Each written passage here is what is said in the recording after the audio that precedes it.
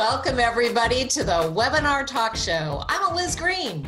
Hey there, and my name is Tom Singer, and Eliz and I have put together the Webinar Talk Show as a way to showcase the fact that webinars don't have to be long and boring, and they can be better than a talking head over PowerPoint. One of the reasons that we decided to do this show was really to demonstrate what we can do, but also be of service to the meetings industry. And there are a lot of people who are struggling with some very hard decisions about what to do with live events, what to do with membership, how to support their membership, both on the meeting professional side and the association executive side. That's why we are so excited. I don't know if you noticed, both Tom and I are wearing our association pins this morning. They happen to be 10-year membership pins. So Tom and I are, I think big fans is probably not even the right words. I think if you cut me, I bleed in SA blue. That's true. All right. Absolutely true. And our CEO of the National Speakers Association, Mary Lou Peck, is here to join us to talk about some of those hard decisions and what NSA is doing to support their membership. Welcome to the Webinar Talk Show, Mary Lou Peck. Welcome, Mary Lou. There she is. Yay! Thank you guys for having me. So you come from a background of event professional, also association exec, turning around associations who may have been running at a deficit. Coming into this, I know you have been such a blessing to our association and we've moved and grown, but all of a sudden, here comes COVID-19 and things changed for all of us as professional speakers. Like, it was all gone. That great sucking sound of my calendar clearing was heard around the world. It still kind of gives me a little like indigestion just to think about that period of time. The association's reaction to that was outstanding. From a member standpoint, there was information that I could use right away. And I don't even, how did you even come up with the idea for that first webinar?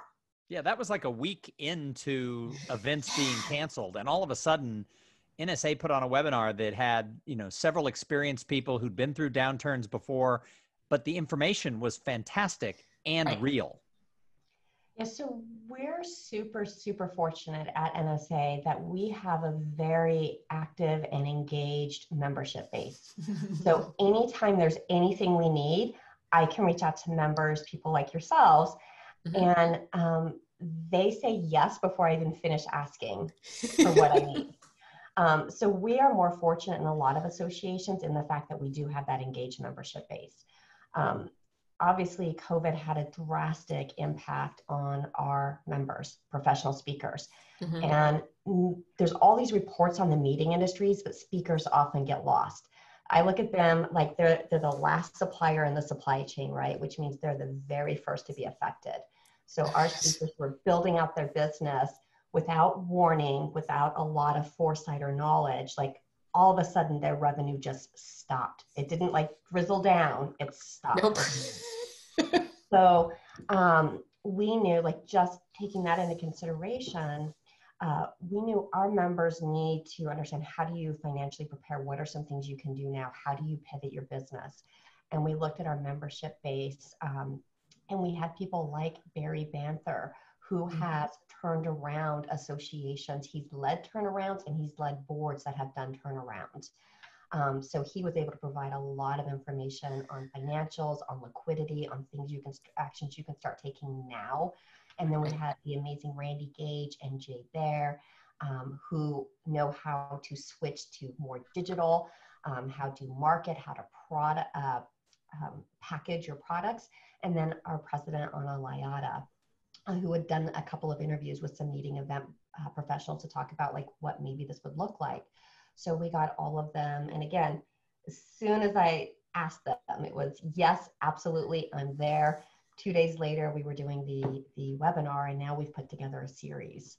And then we've also added the Fresh Talk Fridays, because with our members, professional speaking is a very lonely business. And a lot of people Yes. don't realize that. You guys do. You're on the road a lot. You're disconnected from your family. You don't work in an office with large teams.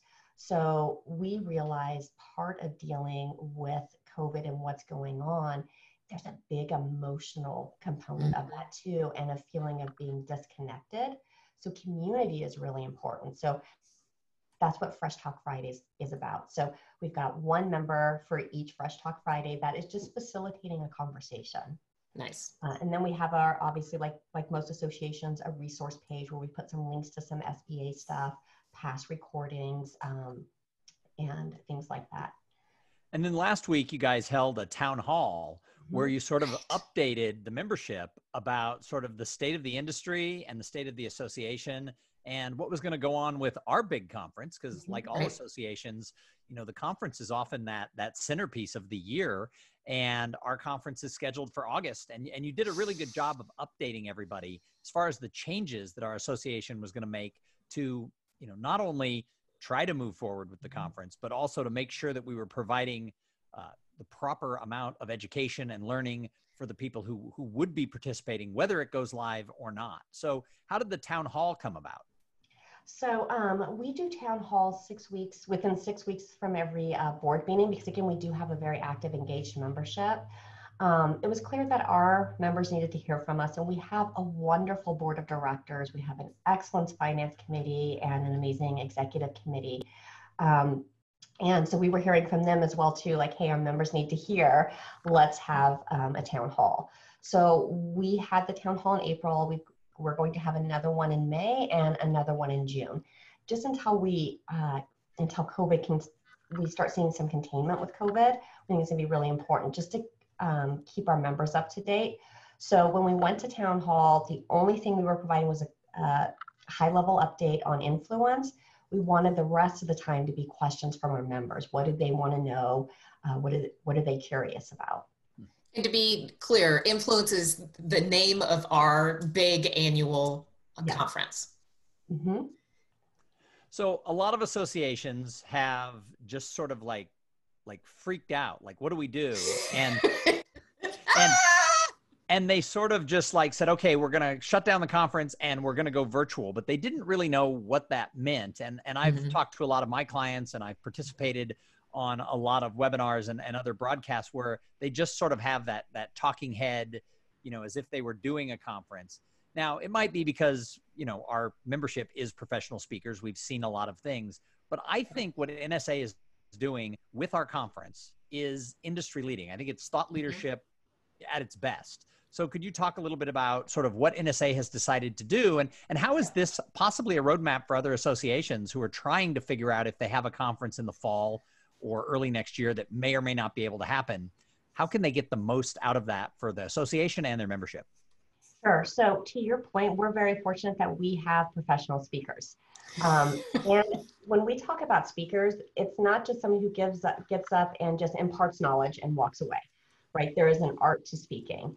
There's a public speaker and a professional speaker. And our speakers are content experts that share their knowledge. So I have a whole resource of people that I can go to and say, hey, we've been talking for the last couple of years about how conferences need to change. COVID has happened. Our conference is not going to be what we originally planned. How can we, never waste a good crisis? How can we use this to move influence and think about it and reimagine it and do it in such a way that makes it a more engaging event and becomes a roadmap for the future? So we went through all of the typical options, like, do we just do virtual only? Do we do a hybrid? Do we just put our heads down and move forward as is? And obviously that last one wasn't going to be an option. We also were fortunate that we have a really good partner in the Gaylord National Harbor. They've been working with us. They were our first call, like March 2nd. We're on the phone with them talking about, okay, what could this look like? What could we do? And they've been really open to all of our suggestions.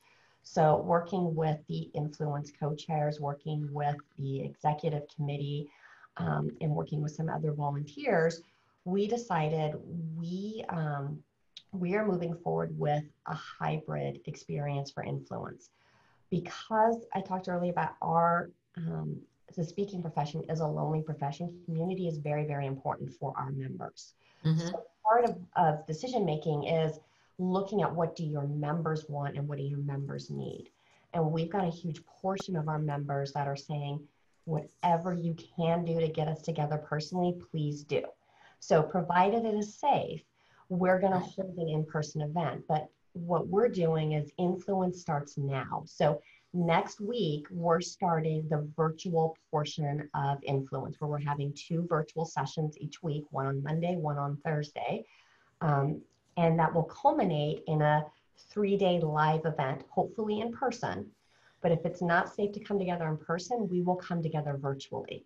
Mm-hmm. One of the keys to holding an event, I think any event, but especially a virtual event, is how do you intertwine all of the topics so it's not just like watching a bunch of videos or watching a bunch of talking heads. So that was a piece for us that we spent a few weeks really thinking through.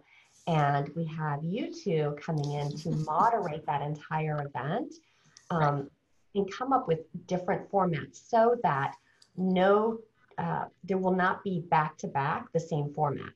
Right. One might be an interview, one might use Zoom meetings and do breakouts. So the other learning experience for this for our members is, how do you conduct successful virtual meetings?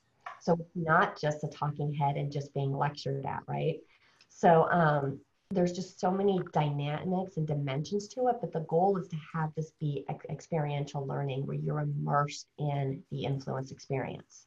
So one of the things that I was really impressed, I mean, when you came to us and said, would we help with the 3 months of twice a week webinar type broadcast that we're going to do, is that where you got those people is you looked at the Influence Live 4-day event, and you looked at the breakout speakers, and you realized that if we're able to in August to go live, not everybody who would normally come would come. So we're going to have a smaller event. So you took the breakouts out of that live event and moved them to this twice a week format moving forward for 3 months. I kind of thought that was genius, because you have the people who were there to teach doing these like deep dive breakouts, and now they can do it in a format where the members can get it now. How did you decide to take a 3 months? I haven't seen another group say, we're going to make our conference 3 months long. So this is why this is why I think it's kind of cutting edge. Where did that idea come from? And you guys had to be a little brave to say, let's do it. So, going forward, we're probably going to do 30 days before an event, but what we realized is our members need this information now. They can't afford to wait until July or August for the information, right? Because we're talking about how do you pivot your business? How do you do online events? How do you build a successful speaking business? And how do you recession-proof your business? So those are all really important topics right now. So that's why pulling it forward now. None of these decisions were made in a vacuum. Lots of input from board members, from advisors. Stephen Shapiro wrote an article and did some research on events. And one of the things we talked about was, for the in-person event, let's keep that with things that are only doable in person or are much better in person.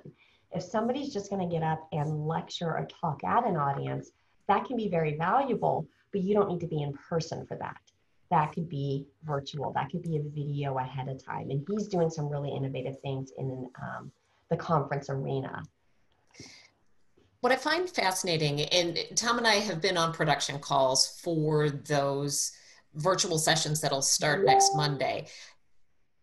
What I think is really interesting is the challenge that you've thrown down for the people who are presenting to give evergreen content that's going to be valuable, because this is all going to be archived for future use, which I think is another beautiful way to continue to have value in this period of time, but also make it relevant for right now. So that's a really interesting challenge. I think we're all up for it. Don't get me wrong, but it does actually take some preparation to make sure that that's going to happen in each and every episode. what kind of behind the scenes action is NSA doing to make sure that this actually comes off really, really well?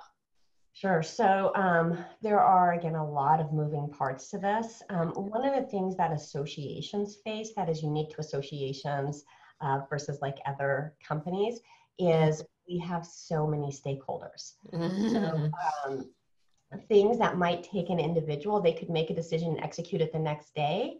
We often have to talk to 3 or 4 different groups of people before we can really begin that execution of it.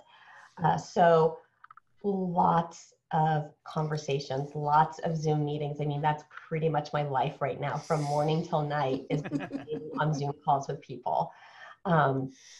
Then we've got our team working really closely with the speakers. We scheduled regular production calls, so nobody is going to go on platform, and this is something that we're going to do going forward, is nobody's going to go on any platform, whether it's virtual or on a stage, without a production call to really walk through what are your top 3 takeaways that for the attendees.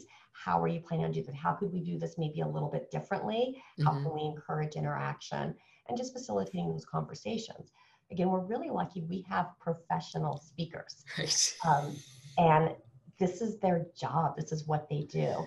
And they often come with ideas. And so our job is to support and how do we fulfill that, because we want to make every speaker successful. Well, I know I often speak for Tom, and he allows me to do so. Whatever she says is what I believe, probably. Right. It's true. We were, I think, ahead of the curve. We've been doing virtual and hybrid events for 6 years, and associations and meeting professionals didn't quite see the value of that virtual MC, hybrid MC role. And when you're paying, you told me yesterday, $200 for a gallon of coffee, having to spend money on something that you don't see the value in is not going to happen. But I think we're both very pleased to be able to bring those 6 years of experience into NSA's model and be able to actually serve in a way that we didn't expect to, but we're really happy that we got to. Well, and I see that's one of the things that starts to change is, again, in this environment that we're in, it's bringing light to some things, right? So with associations, sometimes change is difficult. It depends on how involved your volunteers are and how involved like your board is, because your volunteers change every year. And so you're starting from scratch like every year and educating every year. Right. So it can be difficult to make changes. Associations also are very cost conscious. A lot of associations do not run at a profit or surplus, or if they do, it's a really small amount. So it's very easy to get into that penny wise, pound foolish mode. And that often is the case with speakers. When planning events, it's like, okay, I'm going to pay for a huge celebrity name speaker. This is typical conference model. For at least 1 day, maybe 2 days. And then I don't think I'm going to pay for an MC. Our CEO can do it, or a volunteer can do it. It's not that hard. I would argue that your MC is your most critical role, because your MC is the one that reinforces the learning and takes all of these separate presentations and ties them together. So it feels like an experience. And what attendees want today, especially those younger attendees, they are all about experience. I mean, look at all of the data, all of the reports, like millennials, where do they spend their money? On things that are experiences, vacations, Starbucks, all of that stuff, versus more of the baby boomers like, I'm not paying $4 for coffee. Printout. I don't need to hear from somebody. Like, I can read it myself, right? So it's adapting to the different learning modalities. And there is some budding research. I haven't seen anything like official yet, but that experiential learning is actually stays with you longer. So I've seen that as well. It connects it for you. And it's interesting. I read an article that Jay Baer wrote where he talked about the MC is important, just what you said, at a live event, and it's often overlooked.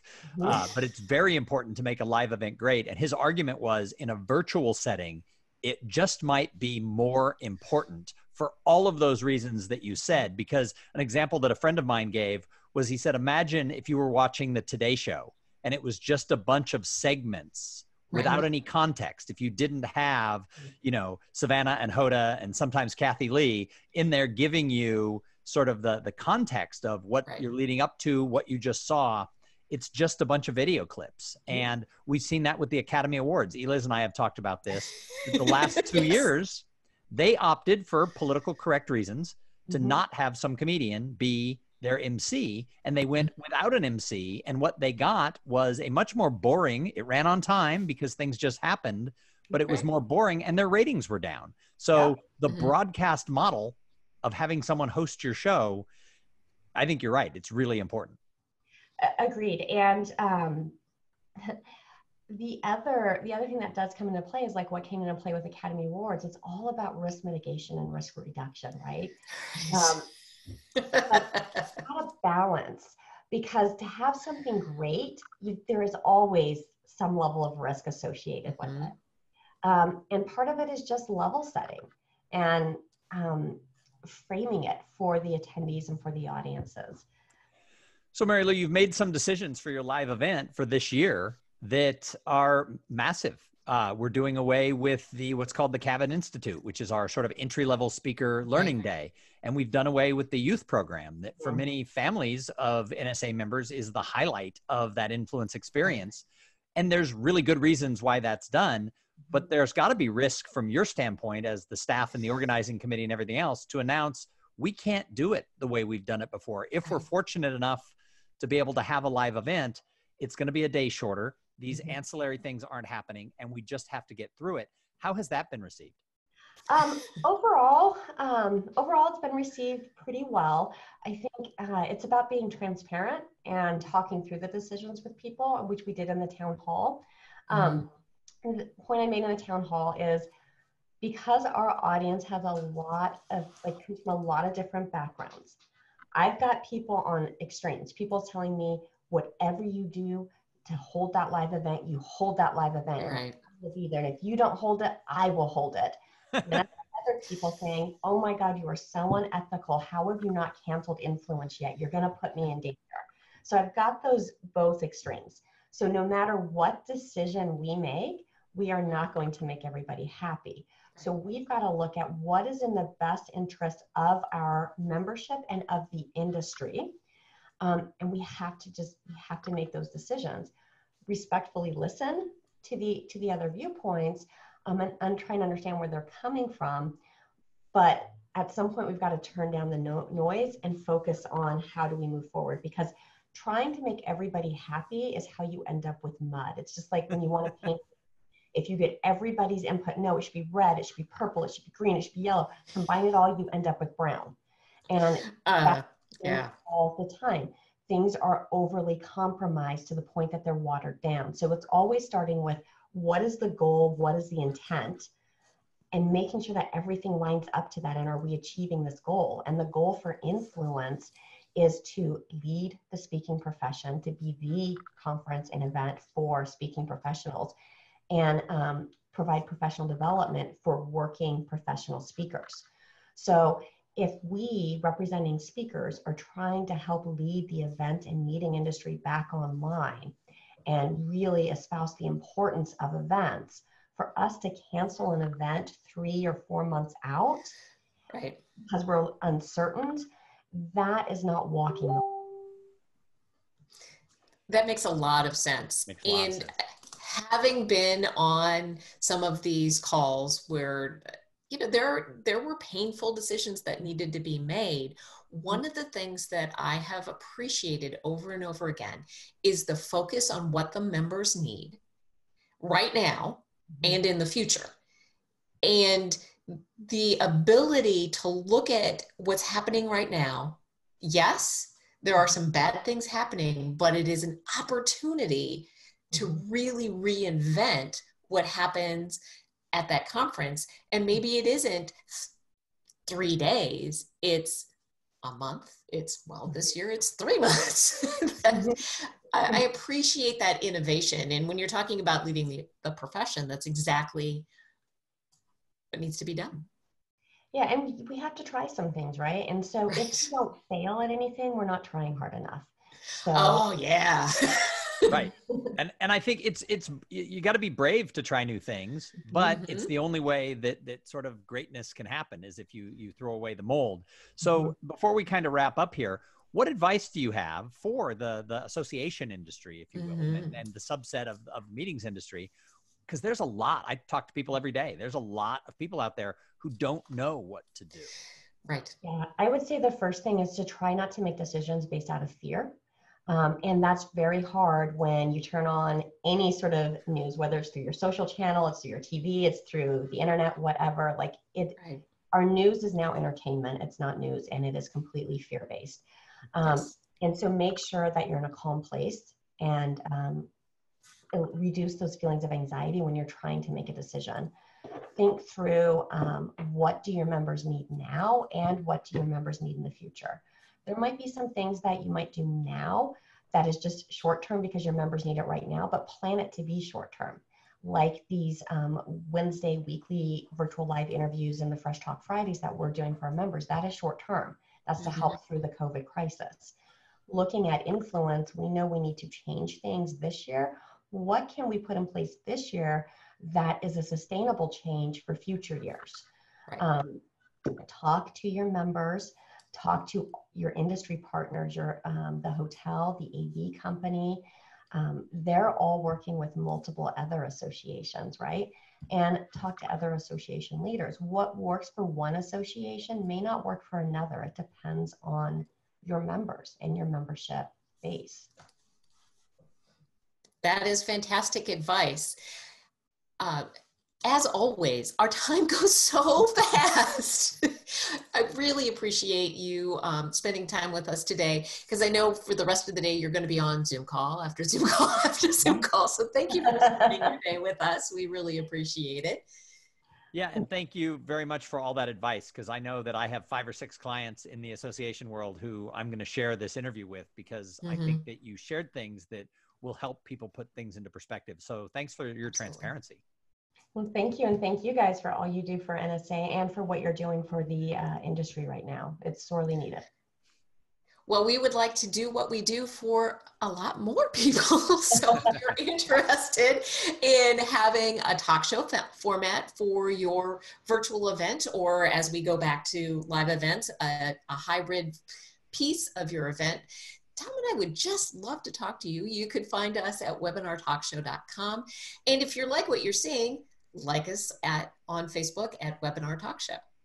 And the other thing is that we're going to keep doing these interviews on the Webinar Talk Show. We've been doing them every day to get started. We are now going to go to twice a week at 11 o'clock Central, Mondays and Wednesdays. We will be live streaming those on the Facebook page, so make sure you get that.